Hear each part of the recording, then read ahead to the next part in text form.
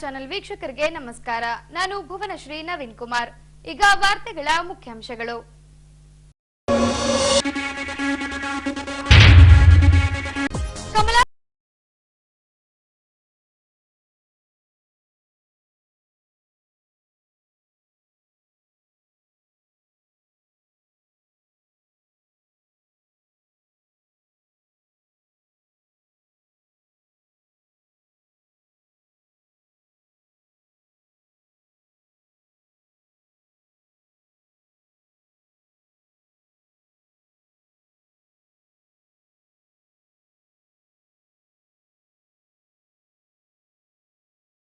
ಮೇಳಕ್ಕೆ ಹಾಜರಾದ 300 ಜನ ಭಾವಿ ಶಿಕ್ಷಕರು.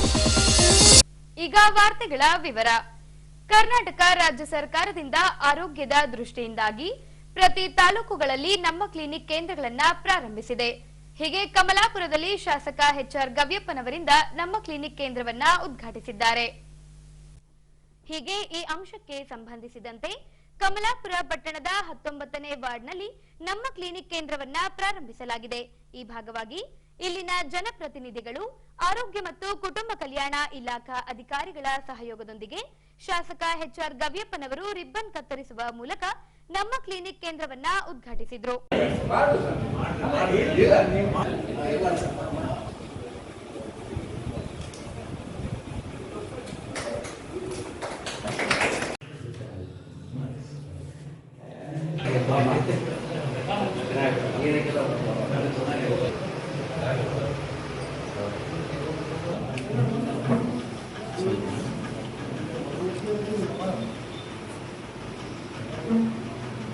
ಲೋಕಾರ್ಪಣೆ ಕಾರ್ಯಕ್ರಮ ಇದೆ.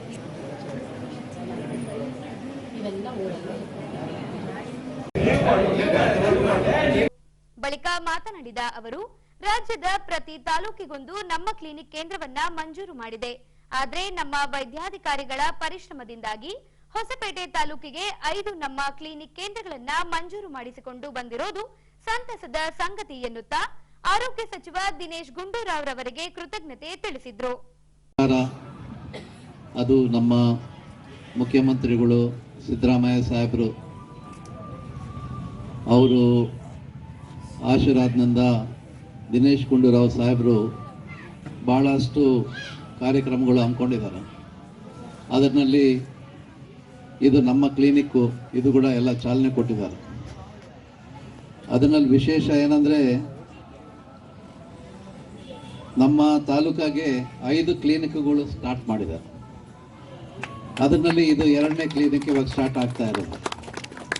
ಬೇರೆ ಕಡೆ ಎಲ್ಲ ಕೊಟ್ಟಿರೋದು ಒಂದೊಂದು ಕೊಟ್ಟಿದಾರ, ಹೆಚ್ಚು ಕಡಿಮೆ ರಾಜ್ಯದಲ್ಲಿ ಎಲ್ಲ ಕಡೆ ನೋಡೋದಕ್ಕಿಂತ ಒಂದೊಂದೇ ಕೊಟ್ಟಾರ ಒಂದೊಂದು ತಾಲೂಕಾಗೆ. ನಮ್ಮ ಹೊಸಪೇಟೆಗೆ ಏನೋ ನಮ್ಮ ದಿನೇಶ್ ಗುಂಡೂರಾವ್ ಸಾಹೇಬರು ನಮಗೆ 5 ಕ್ಲಿನಿಕ್ಗಳು ಕೊಟ್ಟಾರ.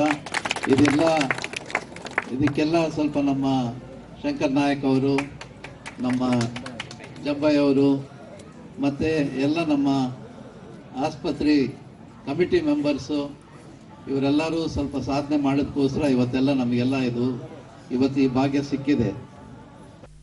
ಜಮ್ಮು ಕಾಶ್ಮೀರದ ಪಹಲ್ಗಾಮ್ನ ಕಣಿವೆ ಪ್ರದೇಶದಲ್ಲಿ ಉಗ್ರರ ಅಟ್ಟಹಾಸದಿಂದಾಗಿ 26 ಭಾರತೀಯರು ಜೀವ ತೆತ್ತಿದ್ದಾರೆ. ಈ ಕೃತ್ಯವನ್ನ ಇಡೀ ದೇಶವೇ ಖಂಡಿಸುತ್ತಿದೆ.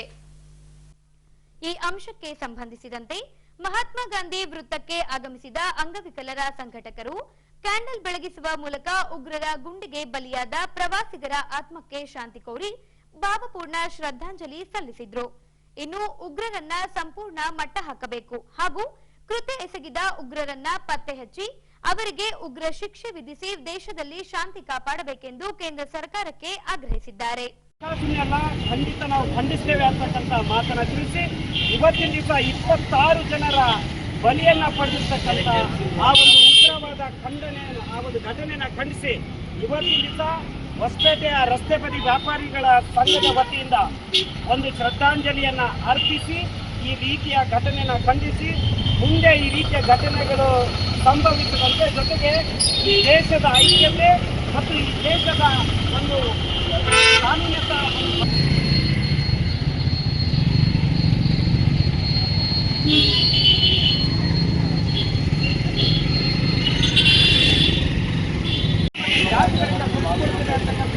ಸಂಕೇತ ಇಷ್ಟೇ. ಶಾಂತಿಯ ಸಂಕೇತ ಮಾಡ್ತಕ್ಕಂಥ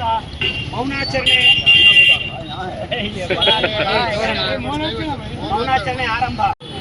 ಈ ರೀತಿಯ ಘಟನೆಗಳಾಗಲಾರ್ದಂತೆ ಎಚ್ಚರಿಕೆಯನ್ನ ವಹಿಸಿ ರಾಜಕೀಯನ ಬದಿಗೊತ್ತಿಟ್ಟು ಈ ದೇಶದ ಭದ್ರತೆ, ಈ ದೇಶದ ಏಕತೆಗೆ ಎಲ್ಲರೂ ಕೂಡ ಒಂದಾಗೋಣ. 140 ಕೋಟಿ ಜನಸಂಖ್ಯೆಯನ್ನು ಹೊಂದಿರತಕ್ಕಂಥ ಭಾರತೀಯರು ನಾವೆಲ್ಲರೂ ಒಂದೇ ಅನ್ನುವಂತಹ ಒಂದು ಪರಿಕಲ್ಪನೆಯನ್ನ ಹಾಕಿರ್ತಕ್ಕಂಥ ಬಾಬಾ ಸಾಹೇಬ್ ಅಂಬೇಡ್ಕರ್ ಅವರು ಕೊಟ್ಟಿರ್ತಕ್ಕಂಥ ಸಂವಿಧಾನದ ಅಡಿಯಲ್ಲಿ ಎಲ್ಲರೂ ಕೂಡ ಈ ದೇಶದಲ್ಲಿ ಸರಿಸಮಾನದ ಹಕ್ಕನ್ನ ಹೊಂದಿದ್ದೇವೆ. ನಮ್ಮನ್ನ ಧರ್ಮದ ಆಧಾರದಲ್ಲಿ, ಜಾತಿಗಳ ಆಧಾರದಲ್ಲಿ ವಿಭಜಿಸುವಂತಹ ಕೆಲಸಕ್ಕೆ ಯಾರೇ ಮುಂದಾದರೂ ಕೂಡ ಅವರಿಗೆ ಸೂಕ್ತವಾದ ಉತ್ತರವನ್ನು ಕೊಡ್ತಕ್ಕಂಥ ಕೆಲಸವನ್ನು ನಾವೆಲ್ಲ ಮಾಡ್ತೇವೆ ಅನ್ನುವಂತಕ್ಕಂಥ ಮಾತನ್ನ ಹೇಳ್ತಿ. ಈ ಸಂದರ್ಭದಲ್ಲಿ ನಮ್ಮ ಈ ಒಂದು ಶ್ರದ್ಧಾಂಜಲಿ ಸಭೆಯನ್ನ ನಮ್ಮ ತಾಲೂಕು ಘಟಕದ ಅಧ್ಯಕ್ಷರಾಗಿರ್ತಕ್ಕಂಥ ಶ್ರೀಯುತ ಬೆಳಗೋಡು ಉಲ್ಗಪ್ಪ ಅವರ ನೇತೃತ್ವದಲ್ಲಿ ಒಂದು ನಮ್ಮ ದೇಶದ ಕಾರ್ಯ, ನಮ್ಮ ಭಾರತೀಯರ ನೋವನ್ನ ಏನು ಅನುಭವಿಸ್ತಾ ಇದ್ದೇವೆ, ಆ ನೋವಿನಲ್ಲಿ ನಾವು ಕೂಡ ಭಾಗಿಯಾಗಿದ್ದೇವೆ, ಬೀದಿ ಬದಿ ವ್ಯಾಪಾರಸ್ಥರು ಅಂತಕ್ಕಂಥ ಸಂದೇಶವನ್ನ ಸಾರುವಂಥ ಕೆಲಸವನ್ನ ಬೆಳಗೋಡು ಉಲ್ಗಪ್ಪ ಅವರ ನೇತೃತ್ವದಲ್ಲಿ ನಡೆದಿದೆ. ನಾವೆಲ್ಲರೂ ಕೂಡ ಈ ಸಂದರ್ಭದಲ್ಲಿ ಬೀದಿ ಬದಿ ವ್ಯಾಪಾರಿಗಳ ಈ ಒಂದು ಕಾರ್ಯಕ್ಕೆ ಶ್ಲಾಘನೆ ವ್ಯಕ್ತಪಡಿಸ್ತಾ ನಮ್ಮ ಮಾತುಗಳಿಗೆ ವಿರಾಮವನ್ನು ಕೊಡ್ತೇವೆ.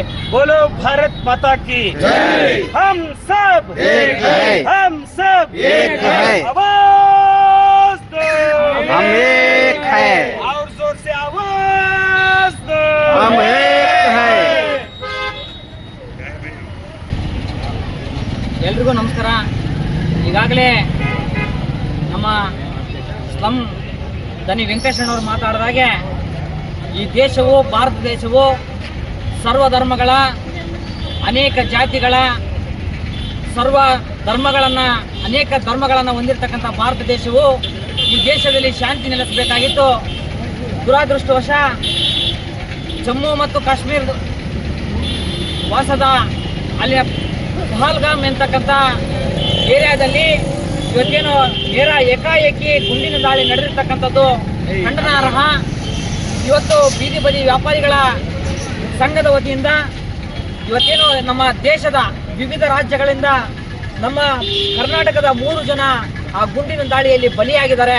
ಅವರ ಆತ್ಮಕ್ಕೆ ಶಾಂತಿ ಸಿಗಲಿ ಮತ್ತು ಅವರ ಕುಟುಂಬ ವರ್ಗಕ್ಕೆ ಧೈರ್ಯ ಬಲಿಸುವಂತಾಗಲಿ ಅಂತ ನನ್ನ ಮಾತುಗಳನ್ನು ಹೇಳ್ತಾ, ಈ ದೇಶದಲ್ಲಿ ಭದ್ರತಾ ವೈಫಲ್ಯ ಆಗಿರ್ತಕ್ಕಂಥದ್ದು ಮತ್ತು ಈ ದೇಶದ ಜನ ಶಾಂತಿಯನ್ನು ನೆಲೆಸುವಂತ ದೇಶವಾಗಬೇಕು. ಈ ದೇಶದಲ್ಲಿ ಈ ರೀತಿಯಲ್ಲಿ ಆಗ್ತಕ್ಕಂಥ ಅನ್ಯ ದೇಶಗಳಿಂದ ಟೆರರ್ಗಳ ಮೂಲಕ ಇವತ್ತೇನು ಗುಂಡಿನ ದಾಳಿ ಮೂಲಕ ದೇಶವನ್ನು ಅಶಾಂತಿಗೊಳಿಸುವಂತಲ್ಲಿ ಇವತ್ತಿನ ಕೇಂದ್ರ ಸರ್ಕಾರ ಆಗಿರಲಿ, ಇವತ್ತು ನಮ್ಮನ್ನು ಆಳುವಂತ ಸರ್ಕಾರಗಳಾಗಿರಲಿ, ಅದನ್ನ ವೈಫಲ್ಯವನ್ನು ಕಂಡಿದೆ. ಈ ನಿಟ್ಟಿನಲ್ಲಿ ನಮ್ಮ ದೇಶದ ನಾಗರಿಕರಿಗೆ ಧೈರ್ಯವನ್ನು ಕೊಡ್ತಕ್ಕಂಥದ್ದಾಗಲಿ, ಈ ರೀತಿಯಲ್ಲಿ ಆಗಿರ್ತಕ್ಕಂಥ ವೈಫಲ್ಯವು ಮುಂದಿನ ದಿನಗಳಲ್ಲಿ ಆಗಬಾರ್ದು ಅಂತಕ್ಕಂಥ ಮಾತುಗಳನ್ನ ನಮ್ಮೆಲ್ಲ ಬೀದಿ ಬದಿ ವ್ಯಾಪಾರಿಗಳ ಸಂಘದ ವತಿಯಿಂದ ನಾನು ಖಂಡನೆ ಮಾಡುತ್ತಾ, ಈ ಮುಂದಿನ ದಿನಗಳಲ್ಲಿ ನಮ್ಮ ದೇಶವು ಶಾಂತಿಯ ದೇಶವಾಗಿ ಮುನ್ನಡೆಯಲಿ ಅಂತಕ್ಕಂಥ ಮಾತುಗಳನ್ನು ಹೇಳಿ ನನ್ನ 2 ಮಾತುಗಳನ್ನು ವಿರಾಮ ನೀಡುತ್ತೇನೆ. ಜೈ ಹಿಂದ್, ಜೈ ಭಾರತ್, ಬೋಲೋ ಭಾರತ್ ಮಾತಾ ಕಿ. ದಿನಾಂಕ 1ರಿಂದ 3 ದಿನಗಳ ಕಾಲ ನಗರದ ಮಲ್ಲಿಗೆ ಹೋಟೆಲ್ನ ಆವರಣದಲ್ಲಿ ಹೊಸಪೇಟೆ ಪತಂಜಲಿ ಯೋಗ ಸಮಿತಿಯಿಂದ ಯೋಗೋತ್ಸವ ನಡೆಯಲಿದೆ. ಈ ಶಿಬಿರವನ್ನ ಹರಿದ್ವಾರದ ಪರಮಾರ್ಥ ದೇವ್ ಸ್ವಾಮಿಗಳಿಂದ ನಡೆಸಿಕೊಡಲಾಗುವುದು.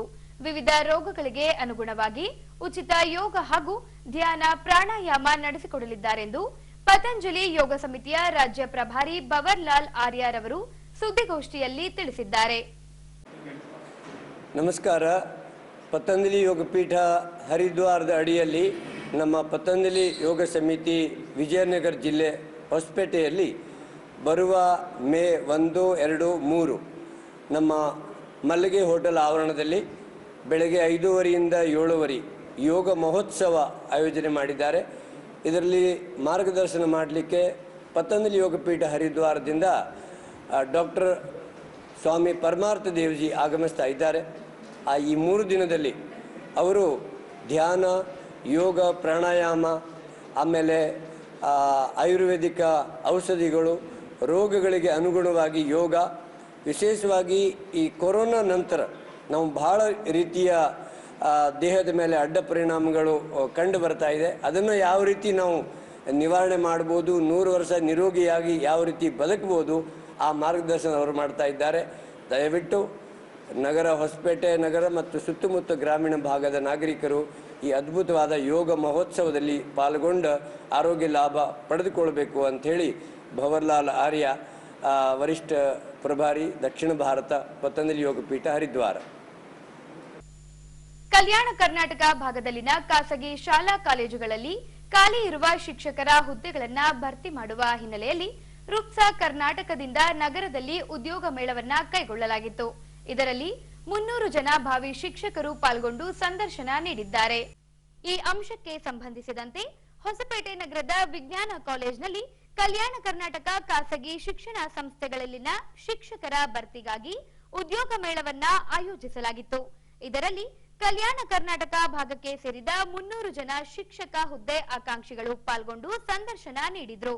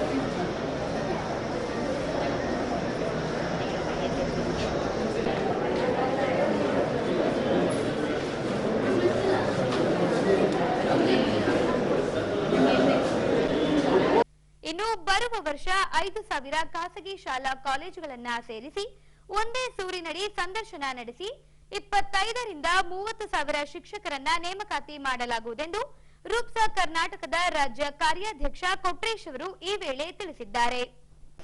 ನಮಸ್ಕಾರ, ನನ್ನ ಹೆಸರು ಕೊಟ್ರೇಶ್ GM ಅಂತೇಳಿ ರುಪ್ಸಾ ಕರ್ನಾಟಕದ ರಾಜ್ಯ ಕಾರ್ಯಾಧ್ಯಕ್ಷನಾಗಿ ಕಾರ್ಯನಿರ್ವಹಿಸ್ತಾ ಇದ್ದೀನಿ. ಇಂದು ಹೊಸಪೇಟೆಯಲ್ಲಿ ಪ್ರಪ್ರಥಮ ಬಾರಿಗೆ ಕಲ್ಯಾಣ ಕರ್ನಾಟಕ ಖಾಸಗಿ ಶಿಕ್ಷಣ ಸಂಸ್ಥೆಗಳ ಮಹಾ ಸಮ್ಮೇಳನ ಮತ್ತು ಬೃಹತ್ ಉದ್ಯೋಗ ಮೇಳವನ್ನು ಹಮ್ಮಿಕೊಂಡಿದ್ವಿ.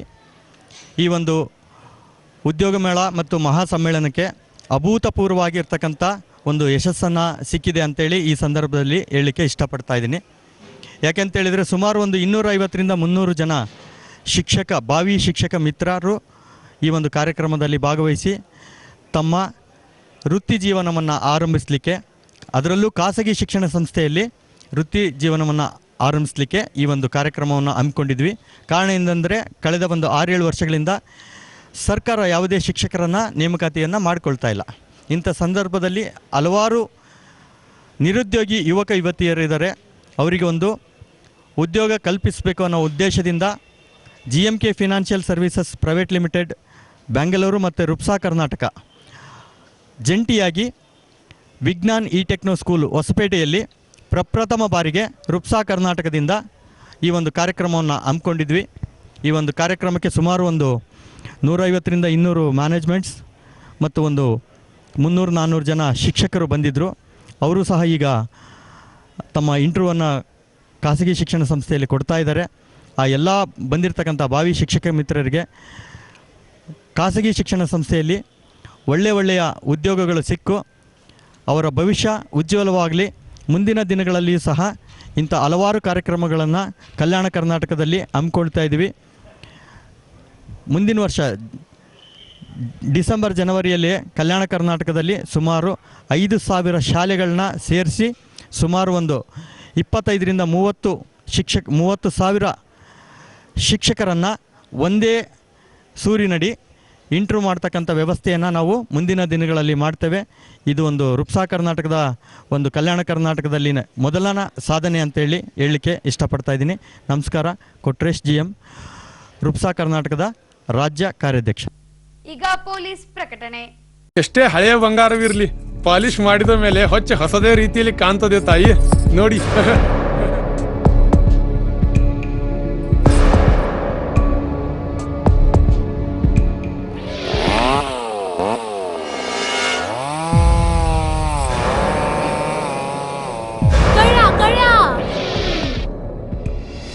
ತಾಯಿ, ನಿಮ್ ಮೈ ಮೇಲೆ ಅದೋ ಹೊಲಸು ಬಿದ್ದಿದೆ.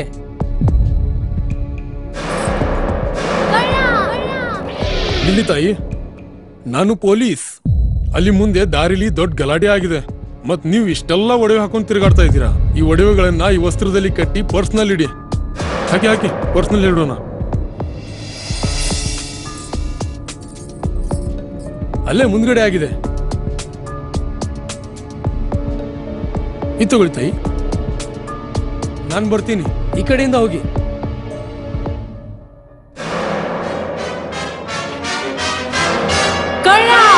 ಇಂತಹ ಮೋಸದ ಸಂಗತಿ ನಿಮಗೂ ನಡೆಯಬಹುದು. ತಮ್ಮ ಬೆಲೆ ಬಾಳುವ ಒಡವೆ ಆಭರಣ ವಸ್ತುಗಳನ್ನು ಎಚ್ಚರಿಕೆಯಿಂದ ಕಾಪಾಡಿ.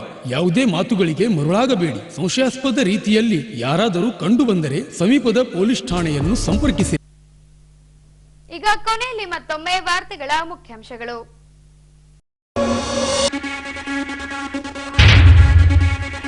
ಕಮಲಾಪುರ